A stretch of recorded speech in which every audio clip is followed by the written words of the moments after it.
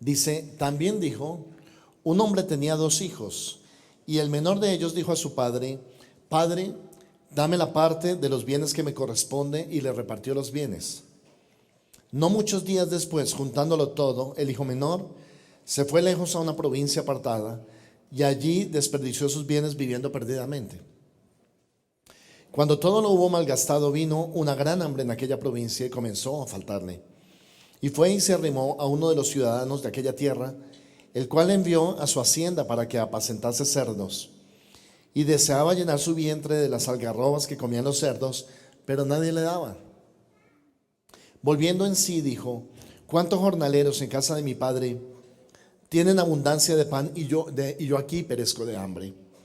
Me levantaré, iré a mi padre y diré, Padre, he pecado contra el cielo y contra ti, y ya no soy digno de ser llamado tu hijo. Hazme como a uno de tus jornaleros.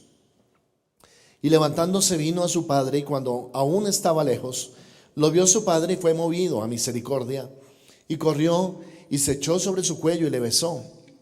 Y el hijo le dijo, Padre, he pecado contra el cielo y contra ti, y ya no soy digno de ser llamado tu hijo. Pero el padre dijo a sus siervos, sacad el mejor vestido y vestidle, y poned un anillo en su mano y calzado en sus pies.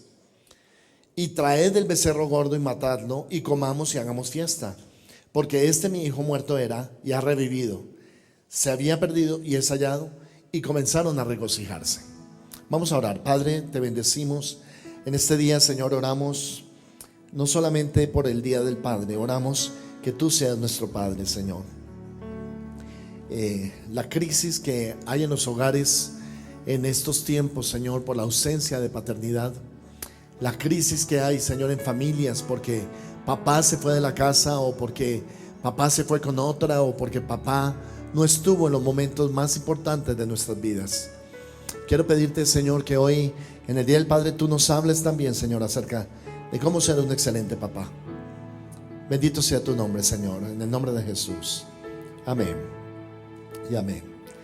Y Dios sabe nuestros corazones. Él sabe que lo que nosotros necesitamos.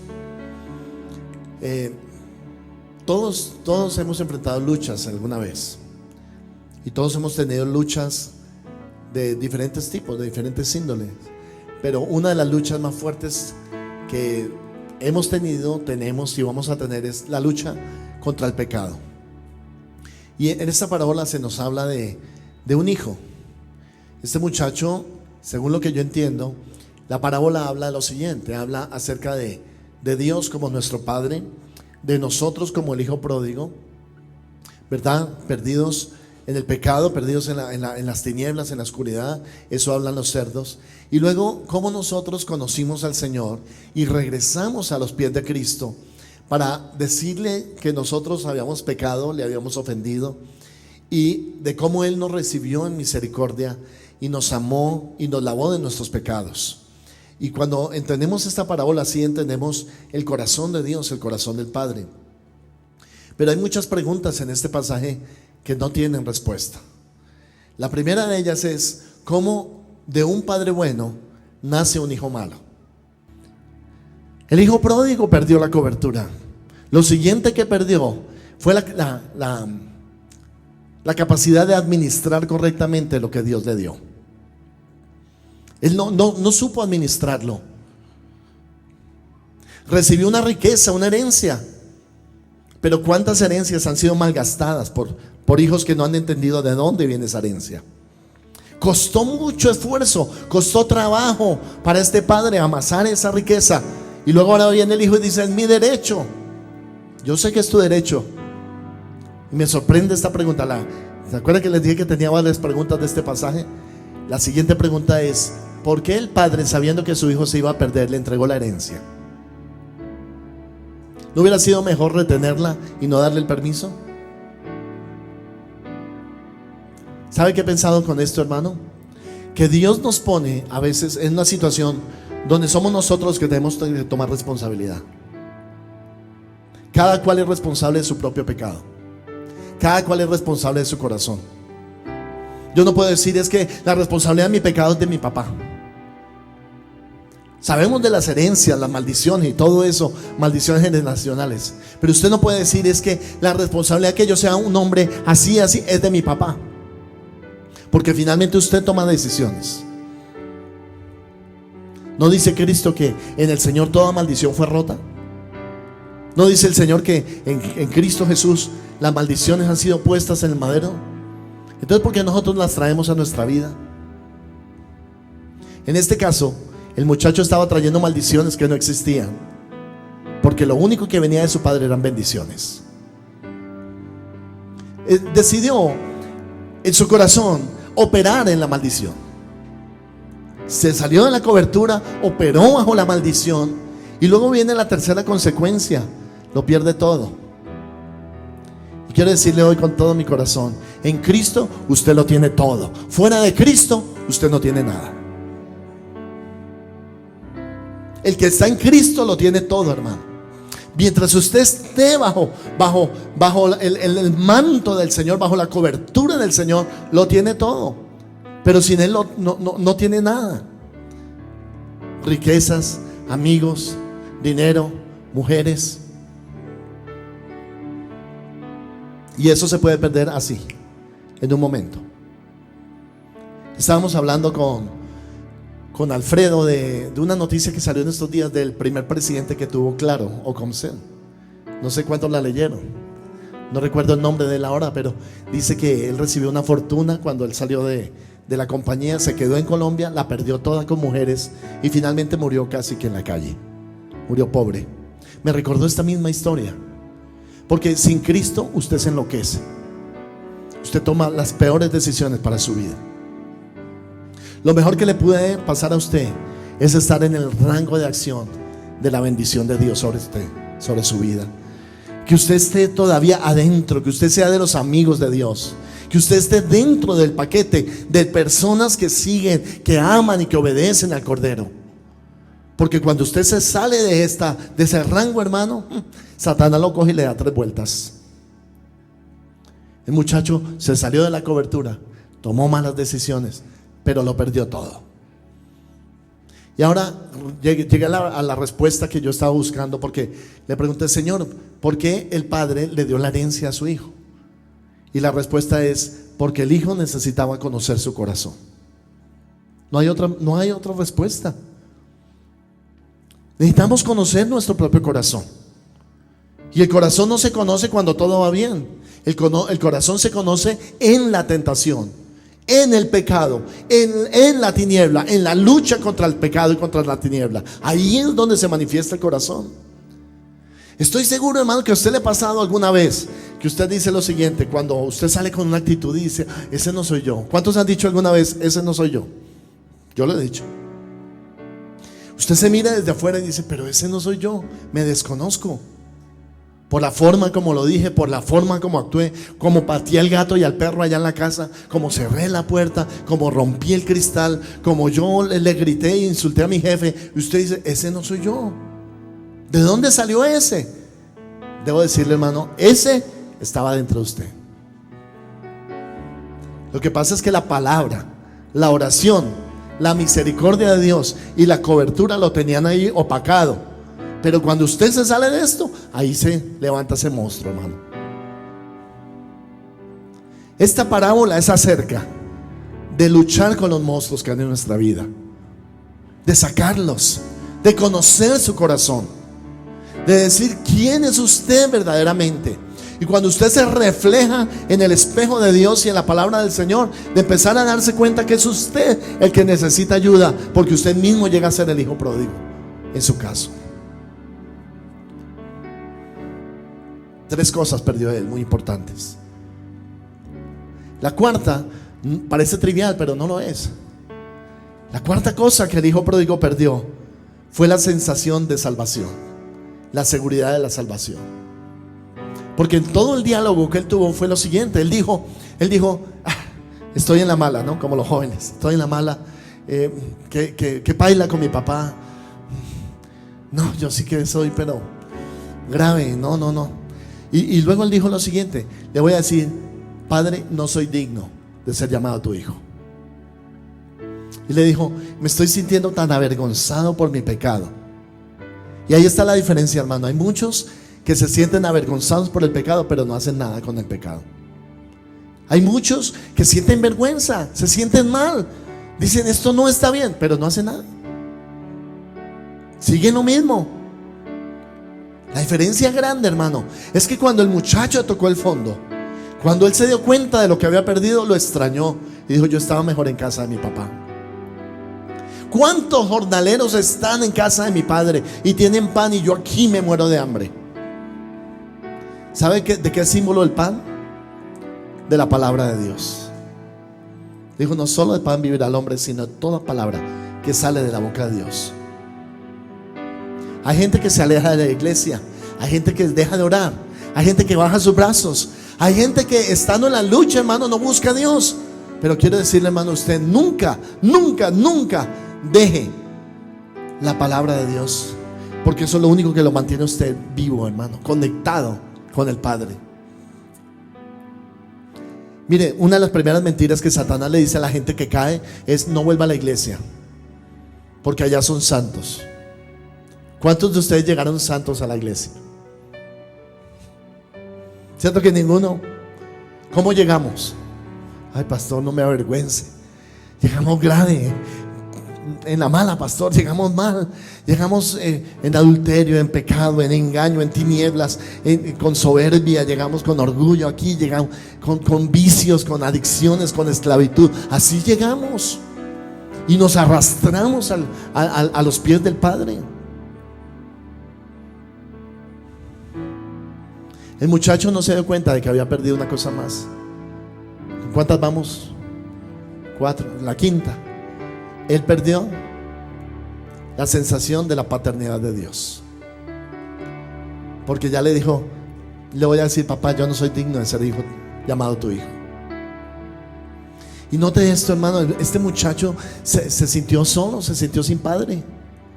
De todo lo anterior, lo que más extrañaba era el abrazo de su papá, el llegar a la casa y compartir con él, el reflejarse en los ojos de su papá.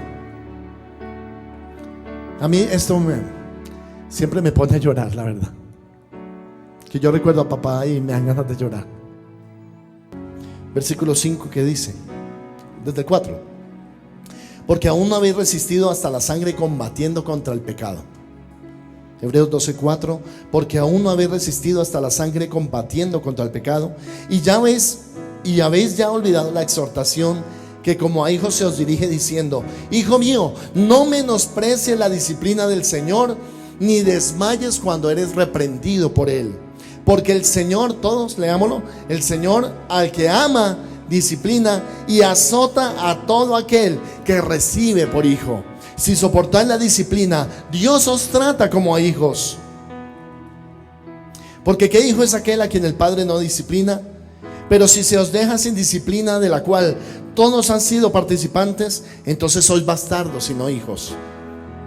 Por otra parte, tuvimos a nuestros padres terrenales que nos disciplinaban y los venerábamos. ¿Por qué no obedeceremos mucho mejor al Padre de los espíritus y viviremos? Aquellos ciertamente por pocos días nos disciplinaban como a ellos les parecía, pero para lo que nos es provechoso, para que participemos de su santidad. Y ahora todos leamos el 11. Es verdad que ninguna disciplina al presente parece ser causa de gozo, sino de tristeza, pero después da fruto apacible de justicia a los que en ella han sido ejercitados. ¿Cuántos dicen amén?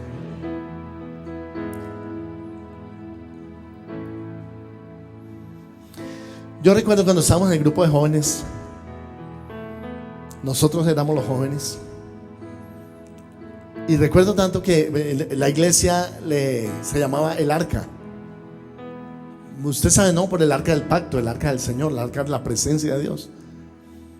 Pero cuando empezamos los jóvenes a casarnos, entonces le cambiaron el nombre a la iglesia y le llamaron el arca, pero el arca de Noé, porque entraban solos y salían en pareja. 20 y tantos matrimonios el pastor ofició. Todos nosotros nos casamos. Aquí uno, el otro mes el otro, 2 meses después el otro, y así. Eso eran matrimonios y matrimonios y matrimonios. Y fue una iglesia muy bendecida por eso, por los jóvenes. Pero ¿cuántas veces nosotros estábamos sentados en la iglesia y un día el pastor paraba a uno que otro y lo ponía en disciplina pública delante de toda la iglesia? Wow. Toda la iglesia lloraba y el que estaba delante lloraba. Y eso era esa era la alabanza ese día, hermano. Así se escuchaba. Antes, así se ejercía la disciplina. Era difícil. Reconocer lo que había en uno y ventilarlo públicamente era muy difícil. Pero déjeme decirle que esa era la manera de Dios. Porque hay cosas que no se tratan hasta que se hacen públicas. Hay cosas que no se pueden superar hasta que empieza un camino doloroso, vergonzoso para muchos, pero el camino, hermano, de la confesión, de hacer público los secretos en nuestras vidas. Y entonces llamamos a alguien, hermano, y le pedimos ayuda. Y le decimos: esta es mi lucha, esto es lo que está pasando conmigo, esto es lo que yo estoy teniendo. Quiero hablarle de dos momentos en la vida del hijo pródigo muy importantes. El primero fue cayendo en sí, recuperó la razón, volvió en sí. Dijo: ¿qué estoy haciendo con mi vida? ¿Por qué estoy haciendo lo que estoy haciendo? No voy bien, tengo que ponerle fin a esto. Pero el número dos, él dijo: volveré a la casa de mi padre. Todos digan: volveré. De donde había salido, él volvió. Y dijo: voy corriendo a la casa de mi papá. Y la actitud que voy a tener es la de un humilde, un siervo, una persona que es sierva, y le voy a decir: yo fui el que cometió el error, no tú. Voy a exonerarlo a él. Le voy a decir: yo sé que siempre me has amado, pero hazme como uno de tus siervos, no me hagas como uno de tus hijos. Y con esta actitud él regresó. Lo interesante se llama la última parte de esta parábola, se llama restauración. Todos digan: restauración. Porque cuando el muchacho volvió, él esperaba todo. Que lo regañaran, que lo echaran otra vez, que le dieran un trabajo de menor calidad. Porque él dijo: yo voy a ser un jornalero, voy a tener un trabajo de menor calidad en la casa de mi padre. Eso era lo que él se merecía, ¿cierto que sí? ¿Cuántos dicen amén? Yo le hubiera por lo menos dado eso al muchacho, un coscorrón o algo. Pero cuando él vino, él no contó con la reacción de su padre. Dice que el padre, viéndolo de lejos, todos digan: viéndolo de lejos. ¿Sabe usted, hermano? Esta palabra me quebranta a mí. Porque el padre conoce el andar de su hijo desde lejos. No importa qué tan lejos estés, el padre te conoce. Y dice: viéndolo lejos, se echó sobre su cuello y lo besó. Y luego dio 3 órdenes importantes para la restauración de este muchacho. La primera que dijo fue: póngale el vestido. Luego que dijo: calzado nuevo y un anillo en su mano. Porque mi hijo que había sido muerto, hoy ha revivido. Con esto yo entiendo el corazón restaurador de Dios. No importa qué tanto te alejes tú en el pecado de tu padre. No importa qué tanto tú digas: yo estoy lejos del Señor. No importa tú qué tanto hayas fallado o fracasado. Quiero decirte que eso no anula la misericordia de Dios. Y que cuando tú tienes la actitud correcta, Dios te perdona. Que cuando vienes otra vez de rodillas y buscas a tu Padre, Él siempre te dirá exactamente lo mismo. Te dirá: aunque estabas muerto, hoy has revivido. Porque las palabras de Dios no son palabras de muerte sobre tu vida, sino palabras de vida. ¿Cuántos dicen amén? Dios habla palabras de vida sobre ti.